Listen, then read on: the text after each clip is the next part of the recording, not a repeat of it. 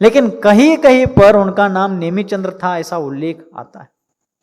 तो उस शिल्पकार को चुना गया जिसका जीवन ही शिल्पकला के लिए समर्पित था, जिसको अपने पूर्वजों से, अपने पिता, दादा, परदादा के रूप में वह शिल्पकला का वारसा अपने उत्तर अधिकारित्व के रूप में प्राप्त हुआ था। और उस शिल्पकार को उस कार्य के लिए नियुक्त किया गया। उसके हाथ के नीचे अनेक श्रमिक लोग वहां श्रम करने लगे। शिल्पकला का कार्य प्रारंभ हो गया और जब शिल्पी का वेतन क्या होगा यह निर्धारित करने का प्रसंग आया तो महामात्य, महामात्य अर्थात महा अमात्य, दो शब्द हैं। अमात्य अर्थात पंत प्रधान, प्रधानमंत्री। तो चामुंड राय गंग राजवंश के महामात्य थे, महान पद पर विराजमान थे, प्रधानमंत्री पद पर थे और सेनापति भी थे।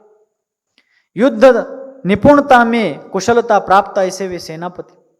तो सेनापति होकर के भी उनके पास संपत्ति का अक्षय कोष था। और सेनापति चामुंड राय ने जब उस शिल्पकार का वेतन निर्धारण का प्रसंग आया तो इस बात की उद्घोषणा कर दी कि इस शिल्पकार के द्वारा उस शिलाखंड से छैनी हथौड़ों के द्वारा ठोका ठाकी करके रोज जितना अनगढ़ पत्थर नीचे गिराया जाएगा उस पत्थर को एक तराजू में रखा जाएगा और उसी के भार के रूप में दूसरे पलड़े में क्या किया जाएगा, सोना रखा जाएगा। रोज जितना पत्थर नीचे तराश तराश करके निकाल करके नीचे गिरेगा उस पत्थर को तराजू के एक पलड़े में और दूसरे पलड़े में उसने ही भार वाला सोना रख करके रोज का उसका वेतन, रोज का। विचार करो कितने संपन्न लोग थे, लेकिन संपन्नता से ज्यादा उदारता महत्वपूर्ण है। क्या महत्वपूर्ण है? संपन्नता रखने वाले तो हजारों लोग आज भी मिलते हैं अपन को, लेकिन अपने घर में से एक फूटी कौड़ी उठा करके जो और किसी को देना नहीं चाहते, देना नहीं जानते, देने की इच्छा नहीं करते, उनकी संपन्नता भिखारियों से भी बेकार है। लेकिन जिनके पास अल्पमात्र संपन्नता है या संपन्नता है भी नहीं लेकिन मन की उदारता बहुत है, वे लोग अपने प्राण तक धर्म, समाज, संस्कृति के लिए, देश और देव के लिए, धर्म के लिए देना चाहते हैं। उनकी विपन्नता भी संपन्नता से बढ़ करके है। यहाँ तो चामुंड राय थे और चामुंड राय ने इतना वेतन निर्धारित किया। मूर्ति का कार्य निर्माण प्रारंभ हो गया। निर्माण कार्य जब चल रहा था उसी समय शिल्पकार रोज के रोज कार्य कर रहा था। एक दिन शिल्पकार अपने घर में विश्राम कर रहा था, अपनी कुटी में जहां उसको रहने के लिए आवास दिया गया था, और रोज का वेतन में मिला हुआ सोना वो एक स्टोरेज में रखता जा रहा था। एक दिन ऐसे ही सहज उसने उस स्वर्ण द्रव्य को देखा, उसको बहुत आनंद और गर्व उत्पन्न हुआ। आज इतना द्रव्य मेरे खजाने में आ गया, मेरे कोष में आ गया है, इसका उसके भीतर एक अभिमान पैदा हो गया। लेकिन उस अभिमान के साथ साथ एक लालसा भी निर्माण हो गई क्योंकि संस्कृत भाषा में एक सुभाषित है, लाभात लोभ प्रजायते।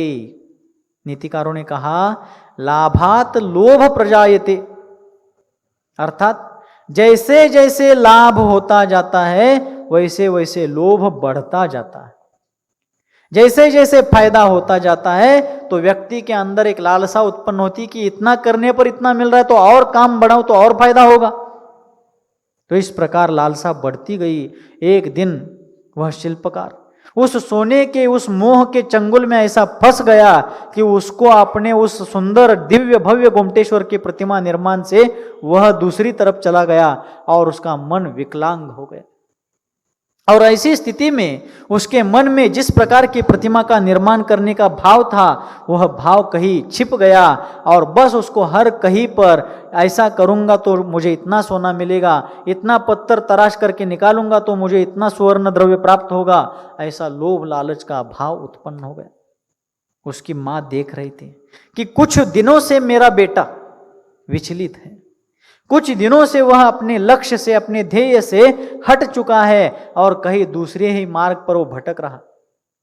तो एक दिन उस मां ने पूछा कि बेटा, 2-3 दिन से या पिछले कुछ दिनों से मैं देख रही हूं कि तुम बहुत अशांत हो, बहुत चंचल हो, तुम्हारे मन में कोई चिंता उत्पन्न हो गई है और तुम अपने ध्येय से कहीं दूर जा चुके हो, ऐसा मुझे लगता है। बताओ क्या हो गया? बेटा कहता है मां कुछ नहीं, ऐसा कुछ नहीं, तुम्हें ऐसा लगता होगा लेकिन ऐसा तो कुछ नहीं। तो मां कहती है बेटा, तुम स्वयं को जितना जानते हो उससे ज्यादा मैं तुम्हें जानती हूं, क्योंकि तेरा गर्भभार मैंने 9 माह तक अपने जीवन में ढोया है।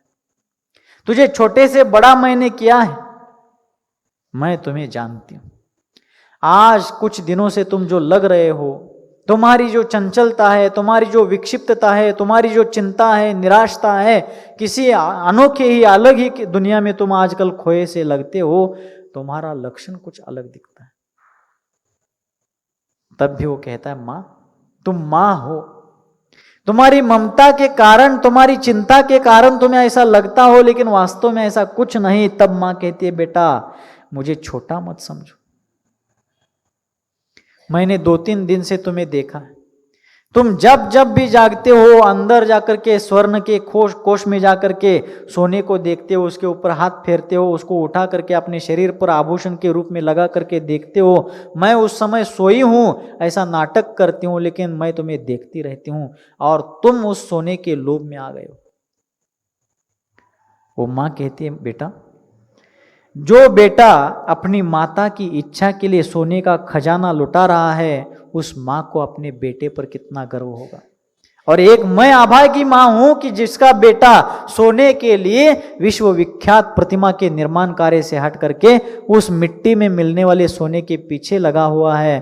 बेटा आज मेरे जीवन का दुर्भाग्य भरा दिन है, जिस तेरे पिता ने राजशिल्पी होकर के भी, गंग राजवंश के भीतर राजशिल्पी का कार्य करते हुए भी राजा के द्वारा दिया गया भोजन और दिया हुआ वस्त्र, इसको छोड़ करके किसी प्रकार की अपेक्षा नहीं की।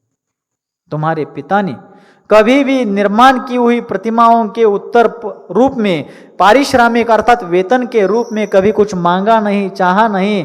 राजा ने दर्शन करने के बाद, प्रतिमा को देखने के बाद स्व खुशी से जो दिया उसी को आनंद से स्वीकार के परिवार को चलाया है, लेकिन कभी उन्होंने वेतन को स्वीकार अपनी इच्छा से नहीं किया।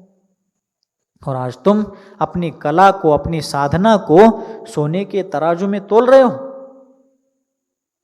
एक ध्यान रखो, जब तक यह बाहुबली की प्रतिमा जीवंत रहेगी, तब तक जिस प्रकार चामुंडराय का नाम रहेगा, उसी समय तक तेरा भी नाम रहेगा। इस बात को छोड़कर यदि तुम सोना चाहते हो तो तुम्हारे जीवन का कोई अर्थ नहीं।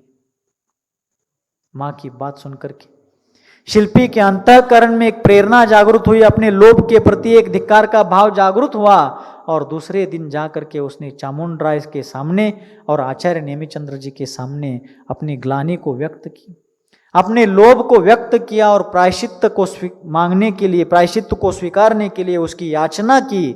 और फिर नेमिचंद्र आचार्य देव ने उसको समझा कि देखो, तुमने जो कष्ट किया है, मेहनत ली है, उसका पारिश्रमिक तो तुम्हें मिलेगा। चामुंडराय आप चाहो तो इसको और पारिश्रमिक दे सकते हो।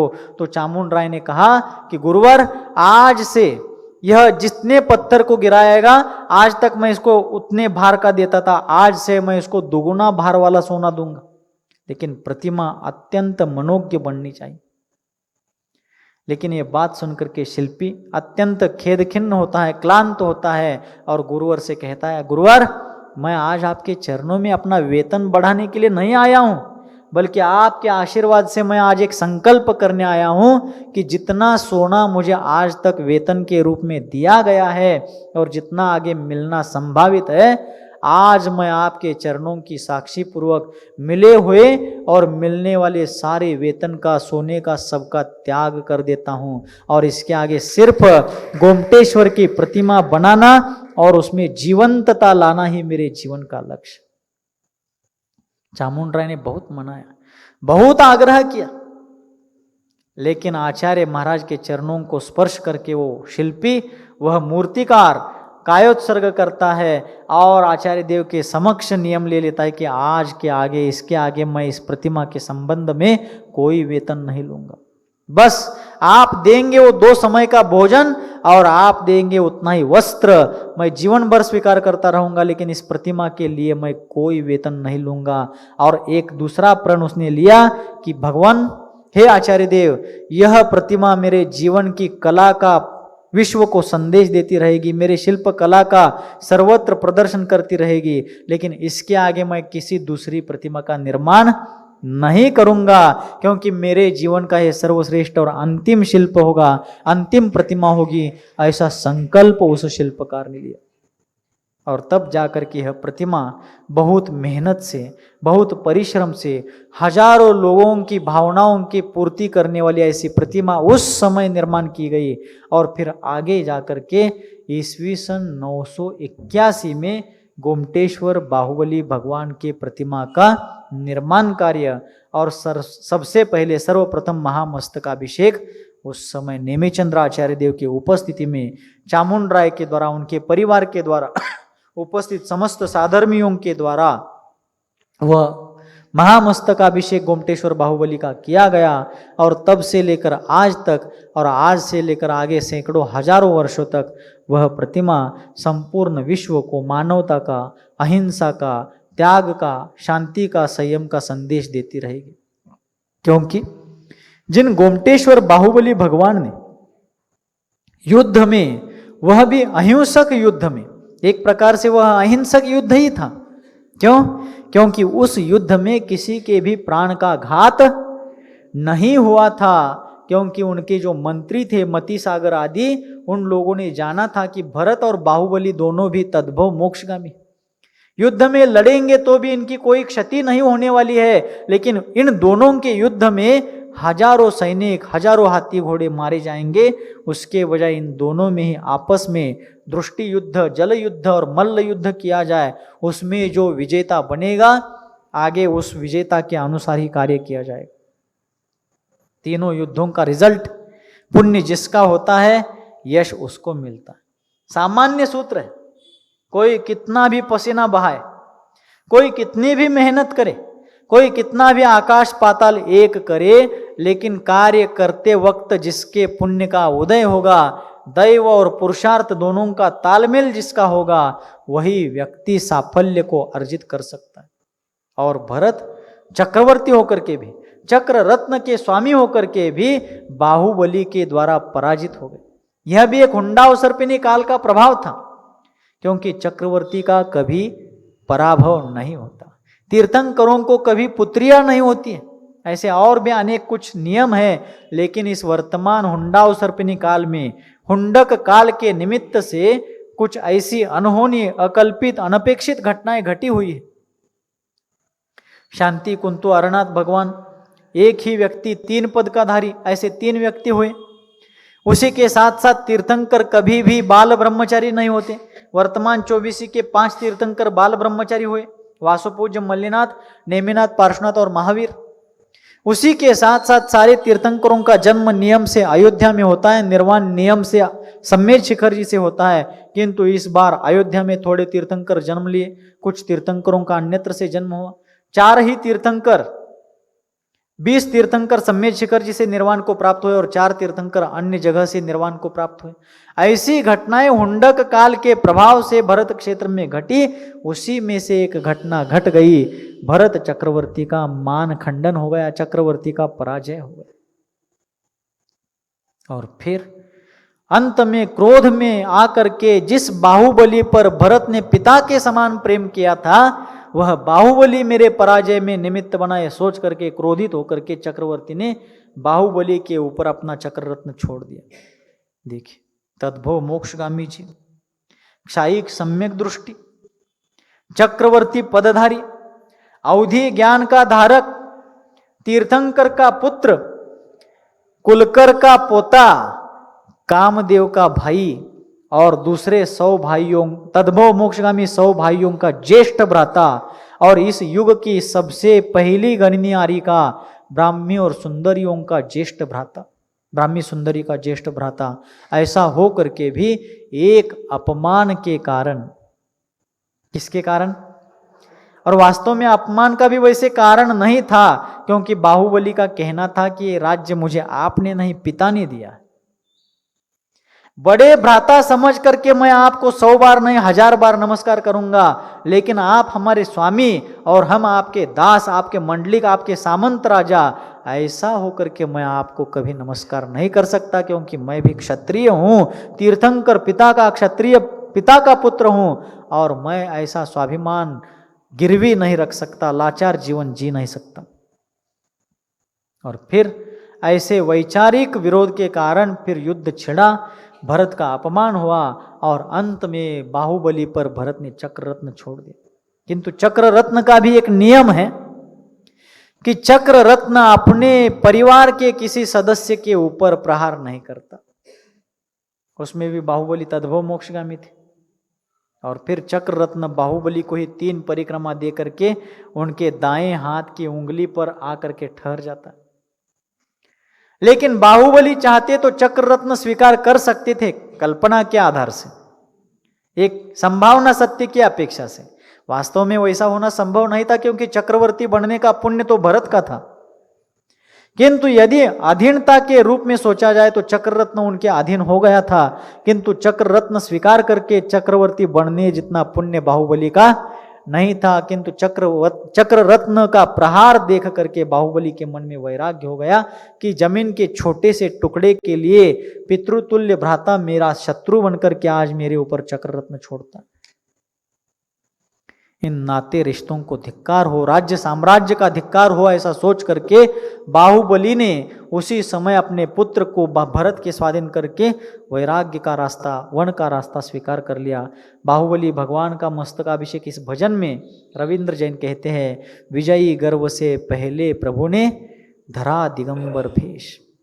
विजय का गर्व मन में निर्माण हो, मैंने चक्रवर्ती को भी पराजित किया है, इसका अहंकार हमारे अंतरंग में उत्पन्न हो, उसके पहले ही बाहुबली भगवान ने दिगंबर निर्ग्रंथ जैनेश्वरी भगवती मुनि दीक्षा को धारण करके अपने आत्म साधना का कार्य प्रारंभ किया। 1 वर्ष तक बाहुबली गोमटेश्वर बाहुबली भगवान ध्यान साधना में खड़गासन मुद्रा में खड़े रहे, और खड़ी अवस्था में 1 साल तक रहने के काल में अनेक चींटियों ने, हजारों चींटियों ने उनके पैरों को बामी बना लिया। उनके पैरों को लगा करके मिट्टी इकट्ठा कर करके बामी बना दी। बामी म्हणजे वारुळ, मुंग्यांचं वारुळ। और उन बामियों में अनेकों कुक्कुट आदि जाति के सांप रहते थे। बाहुबली के उत्तुंग शरीर पर 525 धनुष्य, कितनी ऊंची आई थी? 525 धनुष्य, अर्थात 525 धनुष्य। एक धनुष्य बराबर 6 फीट। एक धनुष्य मतलब 6 फीट, 3150 फीट की ऊंचाई।